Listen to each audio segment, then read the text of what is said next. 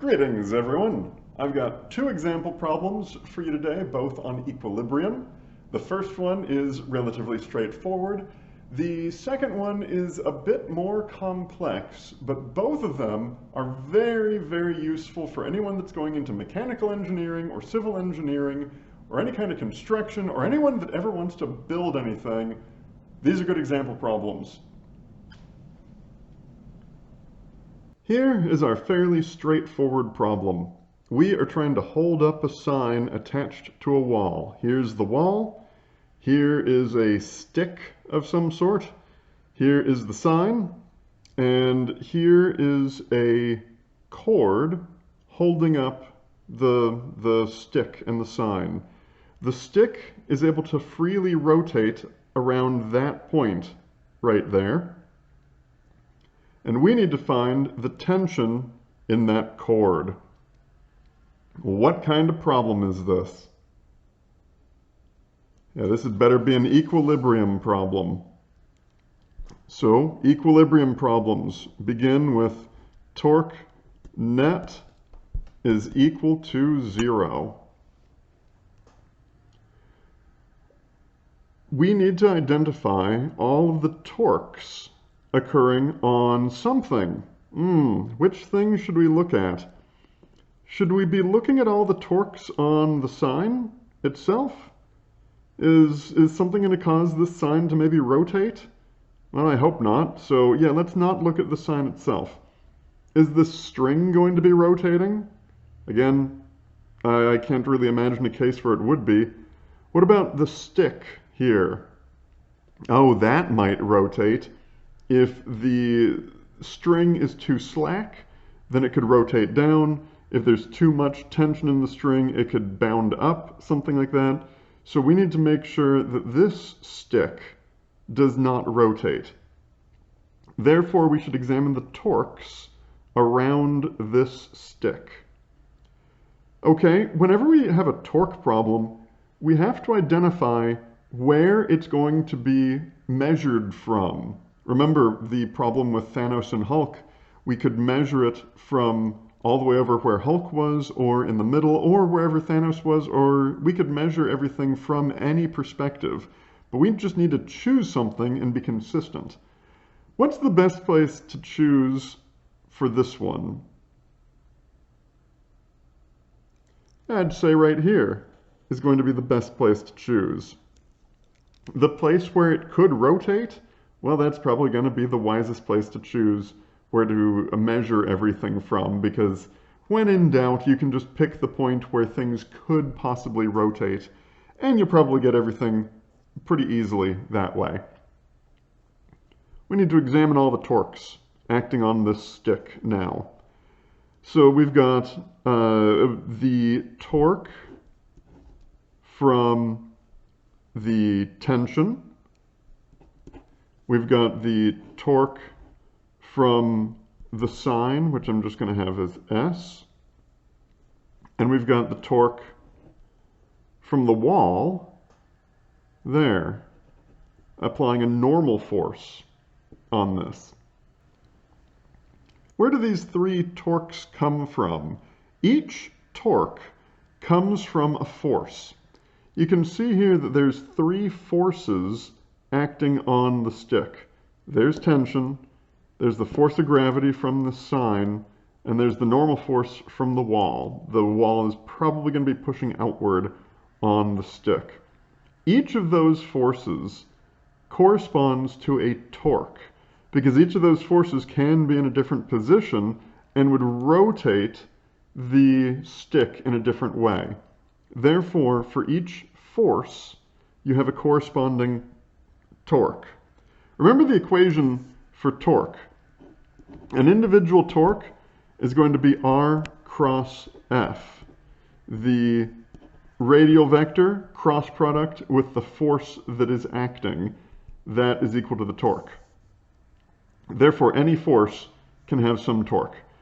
Well, now we have to figure out what direction each torque is acting in. And how do we do that?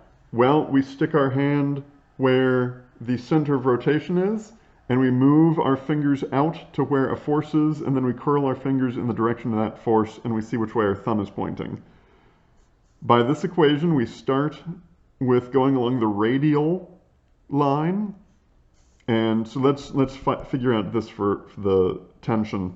So I start in the middle, and I move my fingers out towards the tension, like that. I can't bend my hand quite right, but you can see. And then I'm going to bend my fingers in the direction of that force, and then my thumb will tell me what direction the torque is. So that's up out of the page.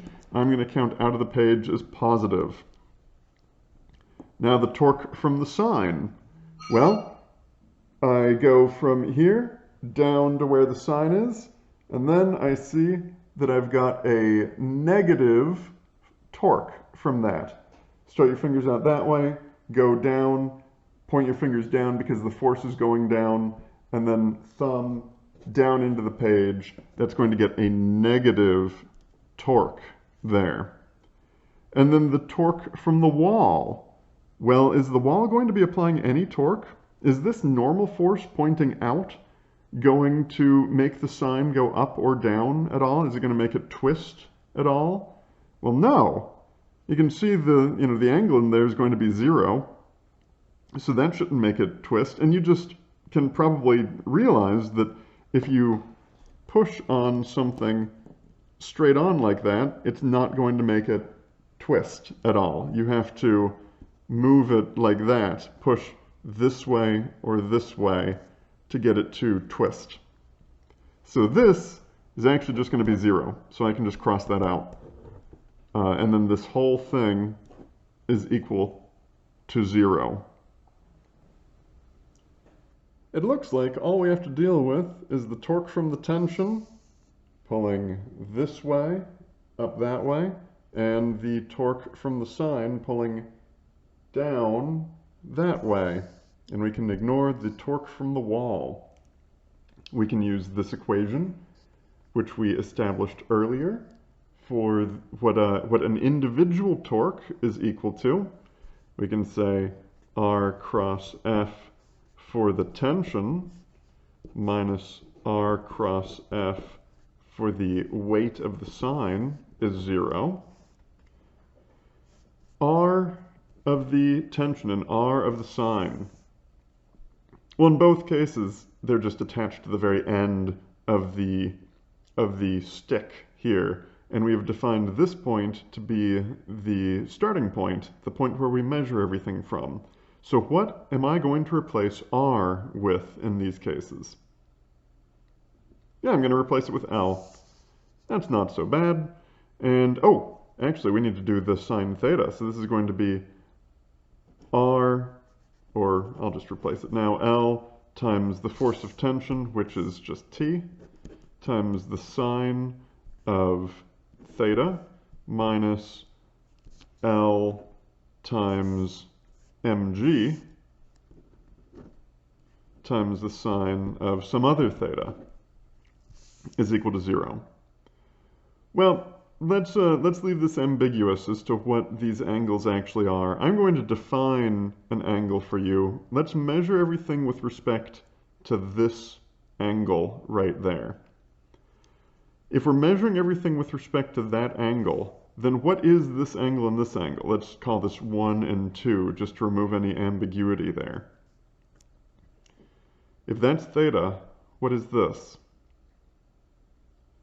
Remember, this is the angle between a radial line that goes from the center of rotation out to where the force is being applied. Force is being applied over here. And we measure the angle between that radial line and the force in question. And that's going to be this. So that actually is theta. This is theta as we have defined it. What about this? Well, same thing. You draw the line from the center of rotation out to where the force is being applied, which is here, and you say, oh, that's our angle. Well, theta 2, this angle for the sine for the mg, well, that's going to be 90. And what's the sine of 90? It's 1. All right, we've got this minus this is equal to 0. We can algebra our way out of this. L times mg. And then we can see that we can get rid of that. We are looking for the tension. The tension in this chord is going to equal the mass of the sine times gravity divided by the sine of theta. Is this reasonable? Is this a reasonable result to get in this problem? Let's try it. Let's try some various angles. If this angle theta was actually really steep, all the way up like this, a straight up and down chord, say that there's some orbital space tower, space elevator, orbital tower, orbital tether, whatever we're calling it these days. Say there's one of those up in geosynchronous orbit that's holding up the Bob's Burgers sign. Is this stick going to be doing anything at all? Not really. All the weight is just going to be from the sign. Okay, well, let's calculate what the tension in that string is going to be. Assuming there's no mass to the string, obviously, no mass to the cord at all. Can you make a guess? What is the force of tension in the case where it's just a string coming down and holding onto the sign? Let's try it. We've got mg, so whatever mg is, I'm going to divide by the sine of theta. So I'm just going to be typing in 1 over the sine of theta here and seeing what we've got. So I'll plug in 90 because that would be a 90-degree angle for theta. Right there, that's theta. So 1 over the sine of 90 is, oh wait, it's 1. If you've got a weightless string holding up a sign, then it's just mg. The tension in the string is just going to be whatever the force of gravity is on that sign. That makes sense. Okay, what if this cord attaches to the building very high up the building at, say, a 70-degree angle? Then we're going to get mass times gravity times 1.064. If we have the cord attached to the wall very high up the wall, you only have a very small increase in force required, in the tension required above the mass times the gravity of the sign. If we make this, say, 45 degrees, then we get that we need 40% more tension in the string than we have the weight of the sign. I think you can see where this is going. If we go to lower and lower angles, 30 degrees for example, then we need twice as much tension as the weight of the sign. That's beginning to get very significant for a 30-degree angle. This looks like about a 30-degree angle. So the tension in this cord is going to start getting significant. Well, what about a 10-degree angle?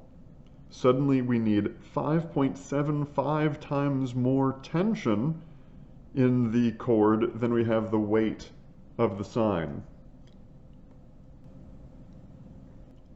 This principle has big consequences, especially for people who can't do math. There was a town that I lived in quite a few years ago where we built a new library, and the architect designed the library like this. A 2-story building with this gigantic plinth coming out of the front of it. This would act kind of as a rain shadow, so you could like drop people off from here, drive up around here and drop people off, and you'd never have to walk in the rain because this gigantic thing would block the rain and the sun for that matter. And the architect really loved this, apparently. And so the engineers started getting together to actually try to figure out how to build this thing. Architects don't actually figure out how to build things, they just artistically draw something and expect engineers to figure out how to build it themselves. So the engineers said, okay, if you want this giant plinth thing coming out of this, then we can make a gigantic, very thin concrete slab inside here and support it with guy wires that would go something like this in there and keep it stable like that. And the engineers calculated what kind of strength and what kind of size of all these guy wires you'd need and how many support struts you'd need everywhere to keep this stable without any kind of support columns over here. And they found that this part of the library would cost about $500,000 to build. It was a nice two-story library, very large, so that's a very reasonable cost. This part of the library would cost $2.5 million because of all the additional supports that the building would need to hold this thing up at these very low angles in there. Each of these angles is a very small angle, meaning each of these support struts would have to be very, very strong, and the tension in these wires would be so much that it'd have to be built right into the building as much as possible. So $500,000, $2.5 million, $3 million total. The architect actually went on the local news and insisted that the engineers were out to destroy his career because obviously it shouldn't cost $3 million to build this. That's just, that's crazy. But the engineers are quite insistent that no, building this ridiculously long plinth on the side of the library was pretty useless and made everything far, far more complicated. They ended up coming to a compromise where the plinth would be much smaller, cut off maybe at about there. So it was still kind of ridiculous, but it was not nearly as ridiculous cutting it off like that. It still looked super ugly. I cannot emphasize enough how ugly this library looked. It was yellow and orange and brown. It was awful. But they got it down to that, and it only cost $700,000, meaning this part was $500,000 and this part was $200,000. So take it for what you will if that's a good choice to make, but at least now you can understand why that's true based on this kind of math. I've got a hypothetical question for you. If you had a ladder resting on a wall, against a wall like this, and you could choose to either have friction here or friction here, so friction between the ladder and the wall, or the ladder and the floor, and you want to keep this ladder straight on there, would you rather have the friction here or the friction here? I will give you a few seconds to pause and think about that. Let's examine this from the perspective of torques and forces. What are the forces acting on this ladder? Go ahead and start naming them off. Okay, gravity. We should draw gravity acting from the center of the ladder downward. What else? Okay, probably normal force acting here. The ground is certainly pushing up on the ladder right there. Where else? Oh yeah, if the normal force is acting there, then there's probably a normal force here, acting out from the wall. Remember, if I lean against the wall, then the wall is pushing me out, and the ladder is certainly leaning against the wall.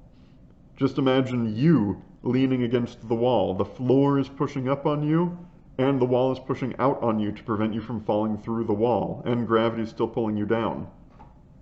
Well, we have two options. We can have friction here or friction here. Let's draw those in as dotted lines. So up here, which way is friction going to be pointing there? If there is friction between the wall and the ladder, which way will that friction point?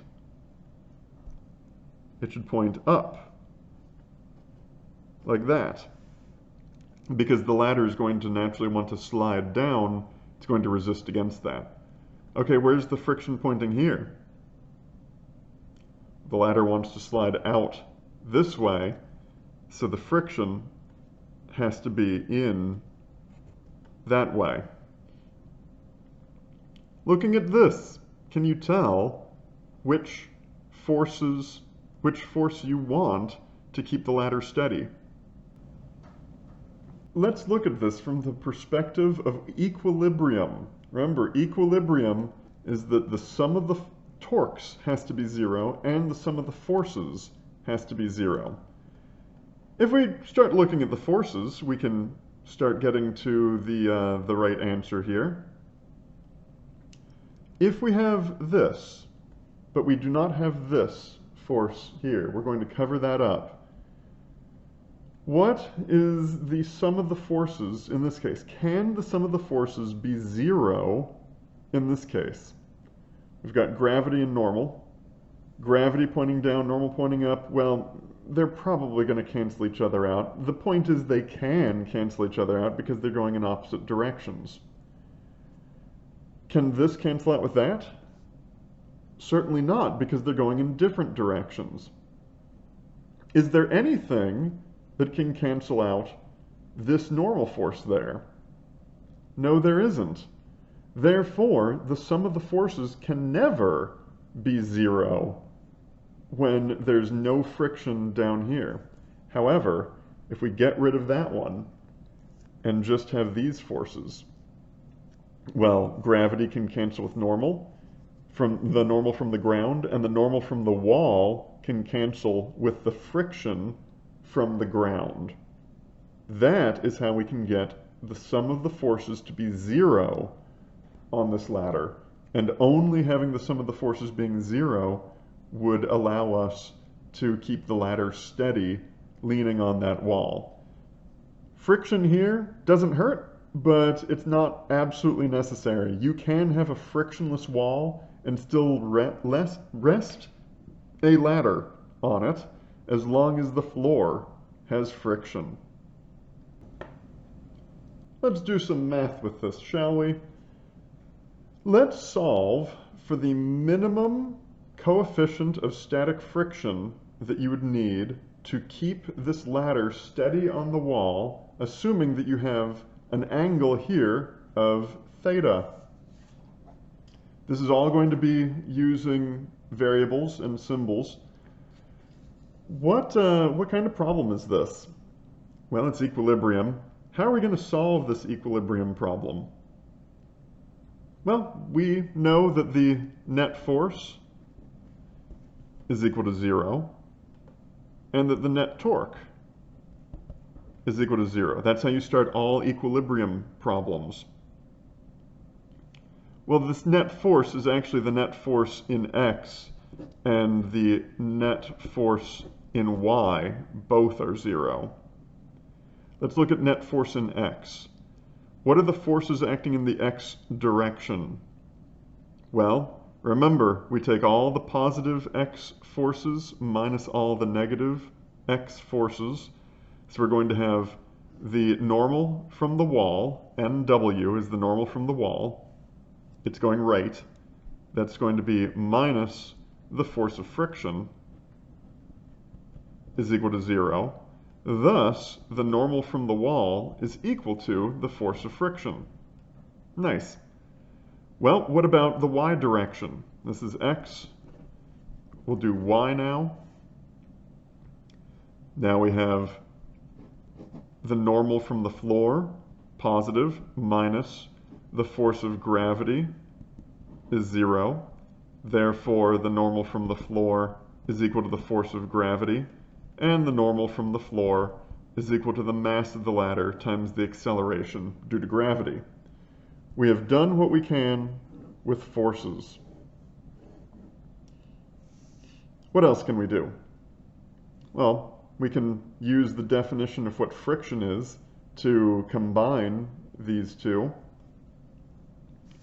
The force of the normal from the wall is equal to the force of friction, but the force of friction is mu times n. But which n? Is it this n? Does that make sense?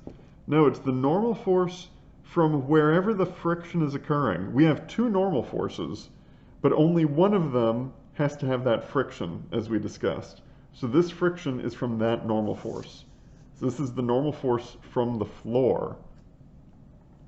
The normal force from the wall is equal to mu times, what's the normal force of the floor? Well, it's mg. This is never a bad thing to have access to, thinking about these kinds of things. We'll save these equations for now, see if they ever come in useful in the future. Let's continue on and use our other equation that torque net is equal to 0. See what we can do with that. Torque net is equal to 0.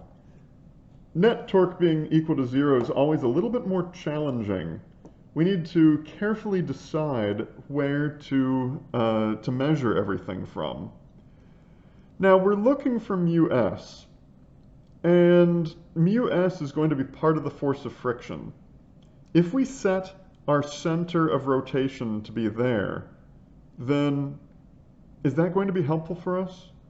Notice that we can actually set our center of rotation to be anywhere. If we want our center of rotation to be there, that's fine, or there, or there. As we've talked about before with Thanos and the Hulk, it doesn't matter where the center of rotation is. You can set it anywhere. Set it somewhere convenient.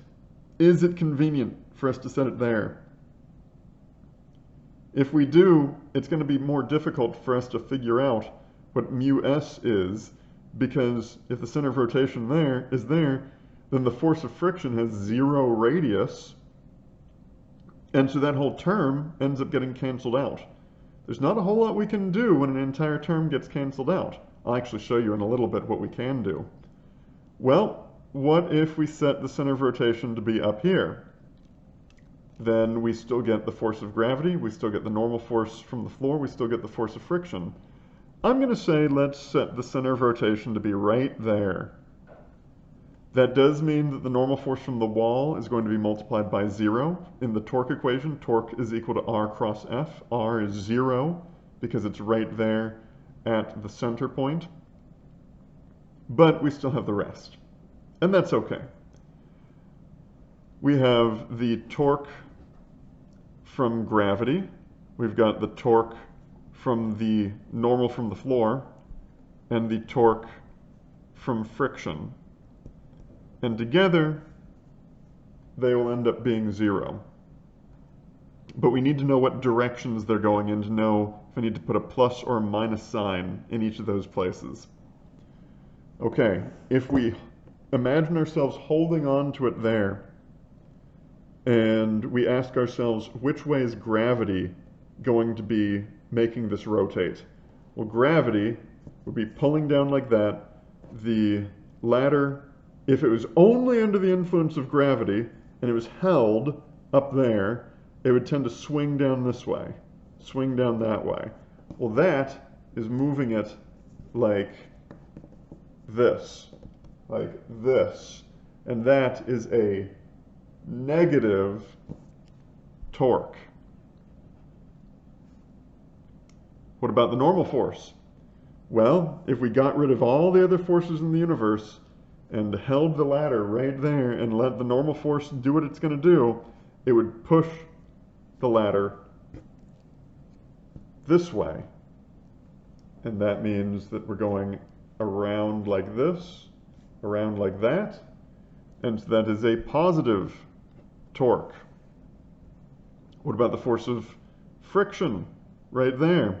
Get rid of all the other forces in the universe, hold it there, that's going to make it rotate like this, and just like gravity, that's going to get us a negative answer there, a negative torque. We've got RF sine theta negative for gravity plus radius where that normal force is, times the normal force times the sine of its theta. So I'm going to have theta gravity, theta normal, and then minus radius to whatever the force of friction is, times the force of friction, times the sine of theta for that force of friction. All that's equal to 0. Remember, of course, that an individual torque is R cross F, and that is RF sine theta. You just have to figure out what direction it's going in. What's the radius from the center of rotation out to where the gravity is being applied? For convenience, let's just say that the length of the ladder is L, because that's convenient. The length of the ladder is L. How far is it from the center of rotation all the way up there to where the gravity is? That's L over 2.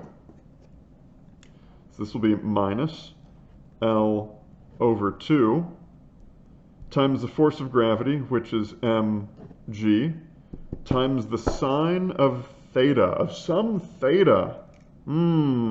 Well, we do kind of have a nice right triangle in here.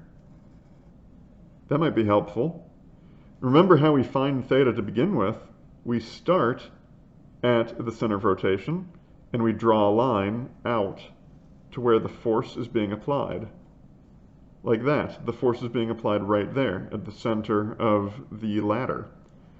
And we need to find the angle between this radial line coming out from the center of rotation to wherever the force is being applied, the angle between that and the force itself, which looks like this angle. If this angle in here is theta, remember this whole angle is theta, but I've just moved the line up, so really we're looking at this angle versus this angle. I've just drawn it a whole lot smaller so you can kind of sort of see what I'm talking about. This angle will be the same as this angle, so this angle in here is theta. Therefore, this angle here must be 90 minus theta. So this is going to be times the sine of 90 minus theta. Okay, let's figure out what Rn is going to be. Well, that's the distance from the center of rotation to where the normal force is being applied.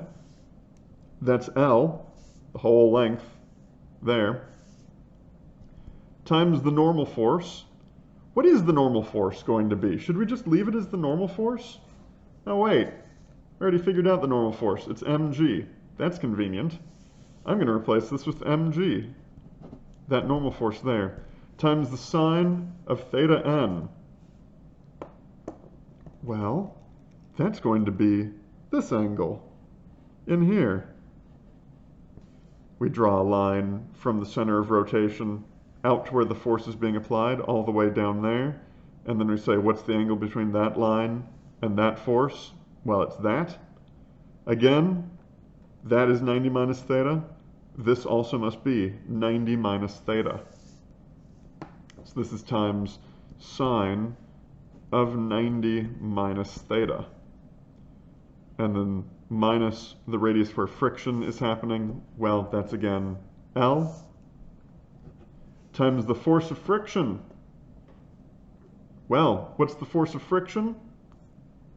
The force of friction is mu times n, but as we showed, the n that we're multiplying it by is this n, which is mg, so mg right there. That is the force of friction times the sine of theta. Sine of, okay, what theta should we use here? Oh yeah, it's just going to be regular theta. We can just plug in regular theta there. All that is equal to 0.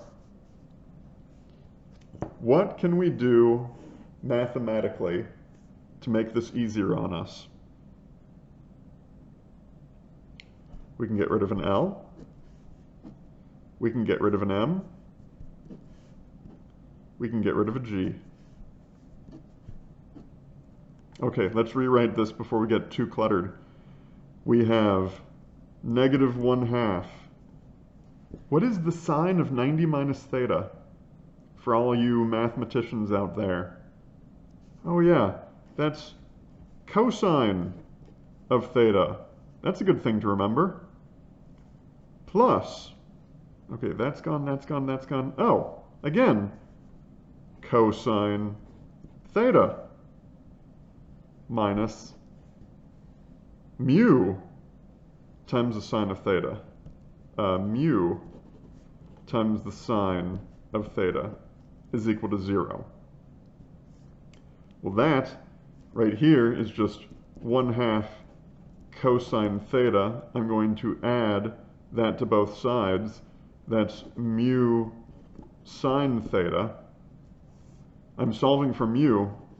Mu is 1/2 cosine theta over sine theta, which is also 1/2, what's this? That's going to be cotangent theta. 1/2 cotangent of theta. That is mu. Mu 1/2 cotangent of theta. The minimum coefficient of static friction in this kind of setup is 1/2 cotangent of theta. Now, tell me, if the ladder was resting right up against the wall, like that, and let's say the bottom of the ladder was fairly flat, so it could just rest on right next to the wall like that, do you need any friction whatsoever with the floor for this to remain stable, conceptually speaking? No, you don't. You can just rest a ladder on frictionless ground and it won't topple over. That's okay. You probably don't want to do that because it would still not be exactly safe for you to climb up on, but it would not topple over on its own at least. Let's confirm that. What is mu when theta is, let's see, what is it when we've got it straight up and down? When that would be theta is 90 degrees. So 1/2 times, I don't have a very convenient cotangent button, so I'm actually going to say 1/2 divided by the tangent, because that's what cotangent is, 1 divided by tangent, of 90 degrees. That gets me 0. The minimum coefficient of static friction when it is resting vertically is 0, just as we suspected. Okay, well, what if we want to have our ladder at an 80-degree angle? Okay, well, we need a very small coefficient of friction. Remember, the coefficient of friction is how much friction there is, and it usually is between 0 and 1. This 0.88 or 0.088, excuse me, is very, very low, and so we're still talking about very low friction to have it resting at that kind of angle, at that very steep angle still. Well, let's keep moving this out. What about a 45-degree angle? How much friction do you need to keep it steady at a 45-degree angle? You need a coefficient of friction of 0.5, right in the middle of the coefficients of friction in general. They're usually about 0 to 1. Now, what if you had the ladder just 10 degrees up, like that, resting on a frictionless wall there, relying only on the friction from the ground to keep it from just sliding down to the ground like that. You only have the friction of the ground to keep it up like that at a 10-degree angle.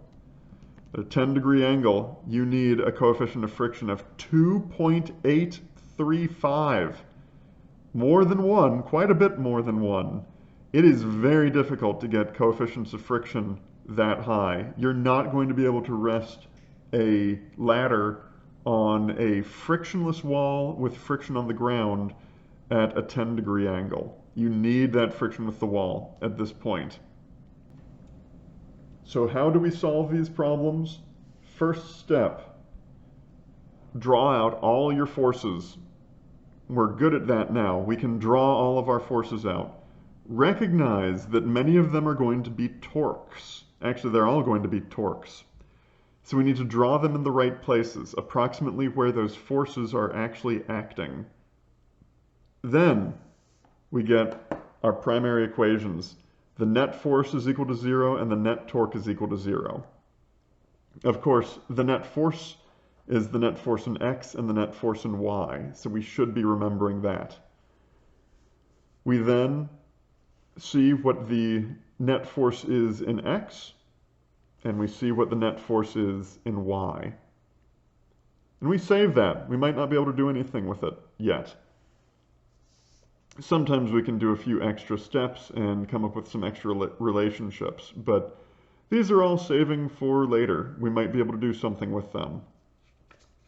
Then we move on to net torque is equal to 0.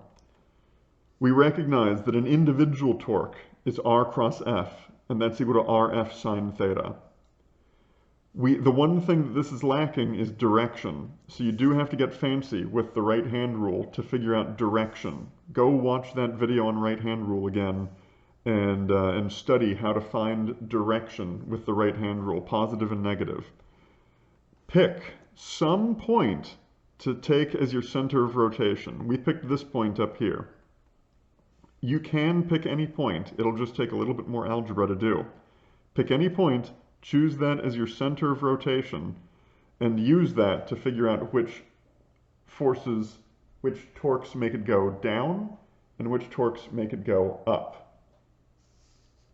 Apply positive and negative signs where you need to, and then replace the torques with RF sine theta in each place, keeping careful track of all of your subscripts. Then it's mostly plug and chug. The hard thing is going to be figuring out what all the thetas are, and also maybe even remembering what kinds of relationships, trig identities you can use to change these around. But then it's a whole bunch of cancellation usually, and then some not too bad algebra to get you to the end. Equilibrium problems, or the problems that you'll find in your statics class, possibly next semester, there's a lot to them, but it's the same kinds of steps over and over again. Net force is equal to 0 in x and y. Net torque is equal to 0. Find those directions. Replace with F sine theta, RF sine theta, and find the angles, and then just solve.